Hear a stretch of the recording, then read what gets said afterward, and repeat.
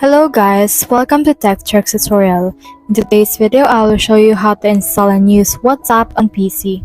Let's get started. So for example, right here, you can actually head over and search in here for whatsapp.com on any browser that you have right here. So you can see in here WhatsApp and then just head over to their actual website. So once you have loaded to their website, you can see in here this download option. Now, this is the first method to download it through their website, or you can also head over in here to your Microsoft Store and then search in here for WhatsApp.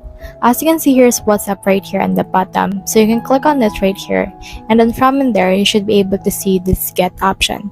So click on this get option right here, and then once you have clicked on it, you should be able to actually install this WhatsApp right here. So you can actually use this by messaging people that has WhatsApp account. You can message them or you can also call them however you want. So that's the whole process. If you have any questions, comment them down below and we'll try our best to answer. Thanks!